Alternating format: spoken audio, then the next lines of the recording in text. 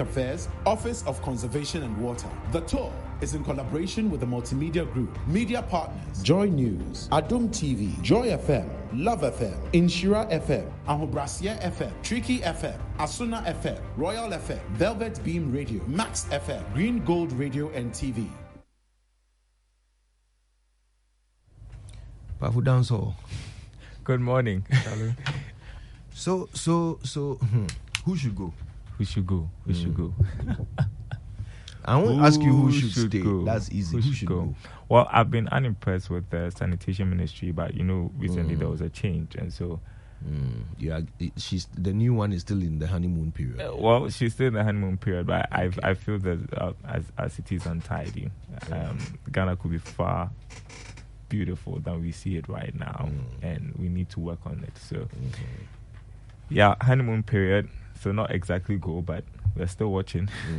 So your eyes are still firmly on sanitation. Yeah. I would have thought you would have a lot to say about finance. Well, actually, I think the best performing minister is the finance minister now. Oh. And that, is that so? I'm sure most of you will be surprised, but I think that 2023 was a very difficult year for him. People were asking him to resign and all of that. Yes. I see that he's been resilient. He's been focused. We are slowly making headway with. Eben doesn't agree with me. We are slowly making headway with getting the IMF to release a second tranche of the bailout package. I mean, tough task, and he's at it. Let's just say, yeah.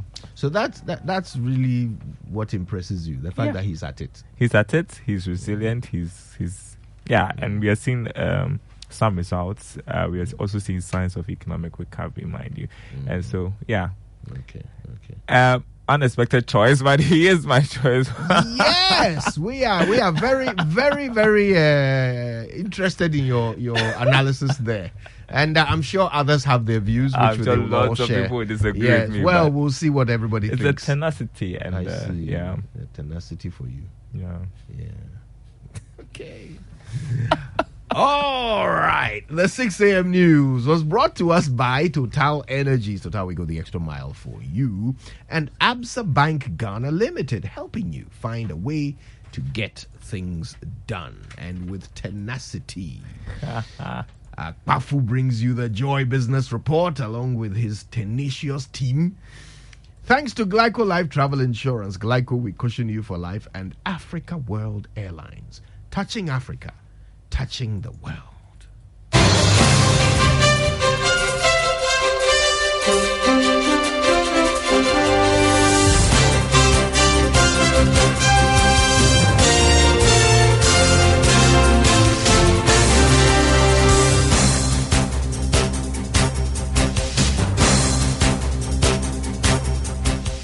Hello, welcome to the Joy Business Report. Coming up this morning, new World Bank report forecasts Ghana's economy to grow at 2.8% by the end of the year. Also, businesses demand reduction in policy rate to ease pressure on interest rates following 5 consecutive declines in inflation, ending the year 2023 at 23.3%. Also, Ghana's unemployment rate expected to remain flat at 4% in 2024 and 2025. And later in the bulletin, cybersecurity experts advise prospective job seekers to be careful of increasing fraudulent job advertisements and scams.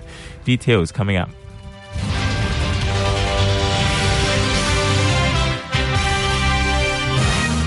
Hello to our friends listening from Cove Radio and KTU Radio. Welcome, everyone. First up, the economy is expected to grow by 2.8% at the end of this year. That's a projection by the World Bank in its latest economic prospect report.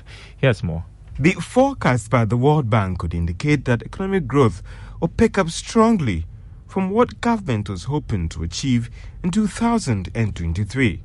The 2.8% being projected by the World Bank shows that, for the first time in a while, the bank's forecast is in line with what the government of Ghana is hoping to achieve for growth this year. Target set out in the 2024 budget indicates that the end-of-year growth will be pegged at 2.8%. The report also shows that the economy will pick up strongly in 2025, with growth pegged at 4.4%. Based on the World Bank's report, there are strong indications that the economy may be on that path to strong stability, especially when it comes to growth for this year. But there are also projections that the country may end 2023 with a higher economic growth if the third quarter numbers reached 2%. The economy expanded more than initially projected could come with some benefit for the country in terms of investment picking up and the cost of living reducing substantially going forward. Georgia failed with that report. Meantime, Ghana's unemployment rate is expected to remain flat at 4% in 2024 and 2025. That's according to Face Solutions Employment Outlook. Here are details.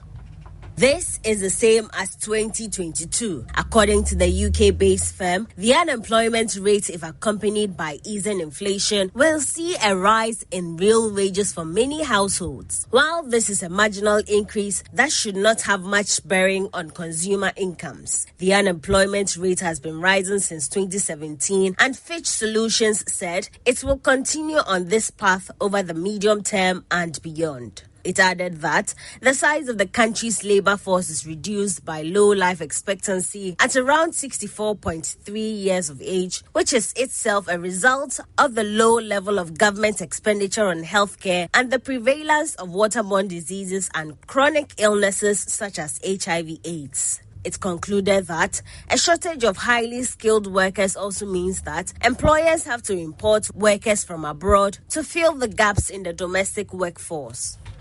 Now, the Ghana National Chamber of Commerce and Industry is asking the Bank of Ghana to consider reducing the policy rate in the next Monetary Policy Committee meeting following the drop in inflation for the month of December 2023. Government ended the year last year with an inflation of 23.3%, lower than its revised target of 31.3%. Reacting to this development, CEO of the Chamber, Mark Bedu-Abuaje, said the recent drop in inflation is enough justification for a review in the policy rate. Obviously, I don't see any reason why the central bank should keep the policy rate at 30%. One of the main reason they gave for increasing the policy rate was to tame inflation and bring inflation down. So consistently, they've been telling us that consistently they've been increasing inflation. Even when at the point where inflation was trending downwards, they were still increasing the policy rate. Now we've gotten to a level where from the beginning of the year to now, we've seen a 30.4 reduction in inflation. So there is no justification for a central bank to keep the policy rate at 30%. Recent data indicate that our interest rate is the highest in the whole Africa. Just interest rate are the other cost of production, and you know how the difficulty is. So it is time that they step back. We appreciate that to some extent they've been able to use the policy rate to tame inflation. Now inflation is down 23.2. There is no need for the central bank to keep the policy rate at 30%. Chief Executive of the Ghana National Chamber of Commerce and Industry, Mark Bedu-Abuaje. Now, as the Ghana Revenue Authority prepares to implement the 5 tax amendment bills, tax analyst Francis Timoboy is urging the authority to embark on an intensive and widespread education in order to get the buy-in of businesses. He's hopeful an extensive engagement with individuals and businesses will enhance compliance. He spoke to Joy Business. We have observed some trend in the recent tax laws that are being passed. Normally, when a tax law is passed, either Parliament will tell us the effective date. Of late, we are not told, so we go by the date of Gazette or maybe when the President signs it. And if you've taken a close look at it, the President signs it on 31st December and it's expected to take effect on 1st January when everybody is on holiday. So if you're a business person, you find it's really, really difficult to comply. And so what the GRA has been doing to step in is to come out with a publication that these taxes are going to, start on this date. And so since the Commissioner General has said it, we've not seen any publication yet. We will kindly call on the GRA as a matter of urgency to tell the public so that businesses will be able to comply. Tax analyst Francis Timoboy. Now, new vehicle owners are being urged to make use of all designated offices of the Driver and Vehicle Licensing Authority used for registration and other transport services. According to the DVLA, all the centers have the capacity to perform various services. This is to ensure that the regional offices are not congested with new vehicles for registration. Speaking to Joy Business, Deputy Director of Registration and Inspection, Eric Addison, also encouraged the use of the authority's new mobile application platform. I mentioned earlier on that now vehicle registration services is all across our operational offices across the country. With the manual registration services, it was only limited to the regional centers. Now all our offices from Sefioso to Kumewu, Efiduasi to Offenso, Upper East, Upper West, wherever there's a DVL office, you can do what we call any vehicle related services across the country. And so all these operational offices across the country, we are live and we are on production. Deputy Director of Registration and Inspection at the DVLA, Eric Addison. Moving on, cybersecurity experts have called on the general public to be circumspect when browsing the internet to avoid falling prey to malicious attacks. The call comes on the back of a notice issued by the Cybersecurity Authority on the increase in job scams in the past few weeks. Speaking to Joy Business, cybersecurity expert and chief executive of Global Secure Solutions, Adam Glyman, emphasized the need for more education on social engineered scams and further admonish businesses to invest in cybersecurity solutions to protect their assets.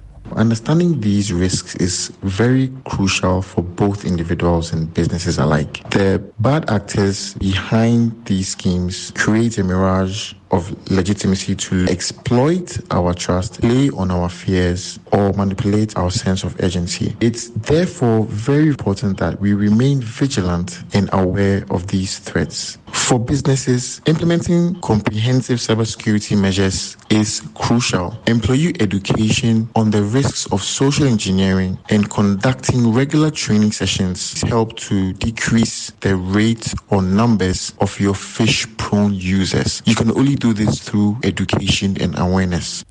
Adam Glyman, Chief Executive of Global Secure Solutions. In case you notice any breach or malicious attempt aimed at scamming you, you can contact the National Cybersecurity Authority on 292. Well, next to today's edition of Investor Eye, you have the right to ask questions when any investment product is being sold to you. Don't just accept an investment product without thoroughly understanding the terms and conditions on the product. You also have the right to take contact numbers to ask more questions and follow up on issues not clear to you. Let's listen to Director General of the Securities and Exchange Commission, Reverend Daniel Ogbami Tete.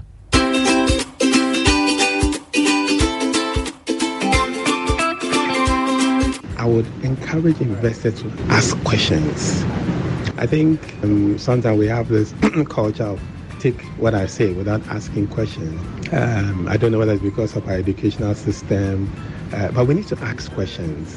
Okay, I believe that if anybody is going to offer you a product, it's just like, when you go to the hospital and you see a doctor, you should be able to ask questions. Otherwise, you might be, or even you go to the pharmacist, the doctor has prescribed. If you don't ask questions, you may be given some medication that is contrary to what should be given you. So ask questions. So when it comes to investing, because as we say in Ghanaian parlance, sika yemoja, I mean, money is really important. So before you part with it, ask questions. Ask questions. Ask, are you licensed? What is the risk return characteristics of this product? Why are you offering this return? What measures have you put in place to ensure liquidity when I want my money? You had Director General of the Securities and Exchange Commission, Reverend Daniel Ogbami Tete, on Investor Eye today. Make a date next week. Let's check the markets as we head out on the commodity market. Crude oil open trading at $77 a barrel. Gold increased by more than $7 to sell this morning at $2,031 an ounce. Cocoa trading at $4,206 a ton after going up by $44. On the currency market, the dollar going for 12 cedis, 23 pesos on the retail market. The pound going for 15 cedis, 33 pesos. The euro going for 13 cedis, 33 pesos. More news on our website, myjoyonline.com/business. My name is Daryl Carr. Thanks for listening, and handing you over to the best and best performing morning show host, Freddie Jackson. With the award-winning show. Yes. Daryl Bafuriata. Aye. You asked for results. You are seeing results. Okay. Yeah. Albert sent me this earlier, even before you shared your view. He said, Kojo, finance minister must leave quietly before the reshuffle. Wow. But clearly you disagree. Well, I doubt that's going to happen. You want his resilience to continue. Yeah. He's giving us results, isn't he? Is he? Well, he is. The results are that what we are coming out we are of. turning the corner. So we are coming out of the financial crisis. Yeah.